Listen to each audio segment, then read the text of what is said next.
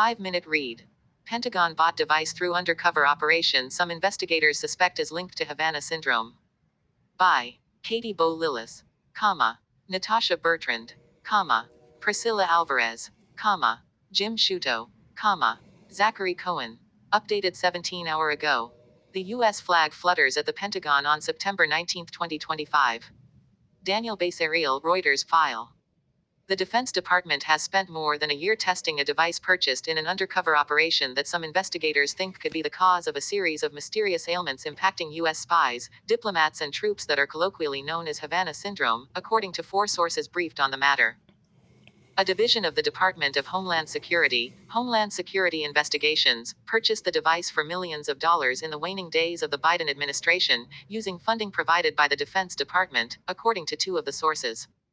Officials paid 8 figures for the device, these people said, declining to offer a more specific number. The device is still being studied and there is ongoing debate, and in some quarters of government, skepticism, over its link to the roughly dozens of anomalous health incidents that remain officially unexplained. CNN has asked the Pentagon, SHE and the DHS for comment. The CIA declined to comment. The device acquired by SHE produces pulsed radio waves, one of the sources said, which some officials and academics have speculated for years could be the cause of the incidents. Although the device is not entirely Russian in origin, it contains Russian components, this person added. Officials have long struggled to understand how a device powerful enough to cause the kind of damage some victims have reported could be made portable. That remains a core question, according to one of the sources briefed on the device. The device could fit in a backpack, this person said. The acquisition of the device has reignited a painful and contentious debate within the U.S. government about Havana Syndrome, known officially as anomalous health episodes.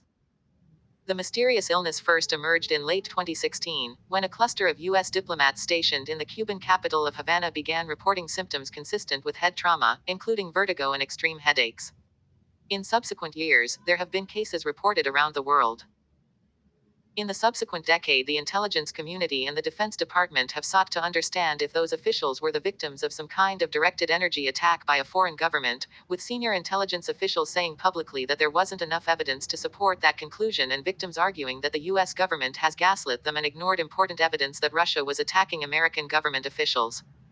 Still, defense officials considered their findings serious enough that they briefed the House and Senate Intelligence Committees late last year, including reference to the acquired device and its testing.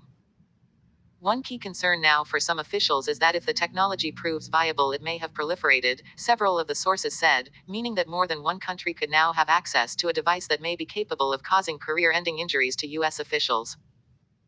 CNN was not able to learn where, or from whom, SHE purchased the device, but SHE has a history of collaboration with the Defense Department for operations that take place all over the globe.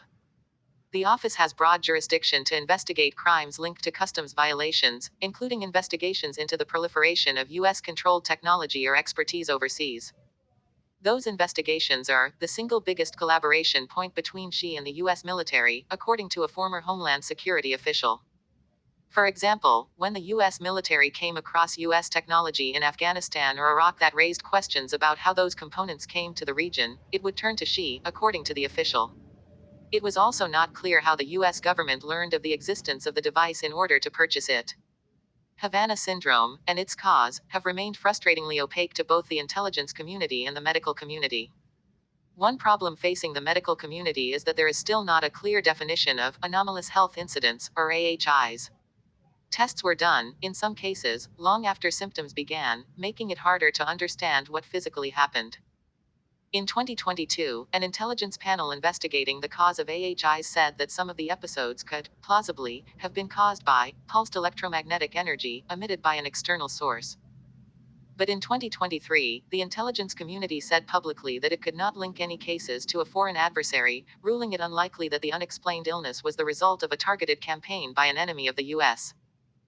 As recently as January of 2025, the broader intelligence community assessment remained that it was very unlikely that the symptoms were caused by a foreign actor, even as an official with the Office of the Director of National Intelligence emphasized that analysts cannot rule out the possibility in some small number of cases.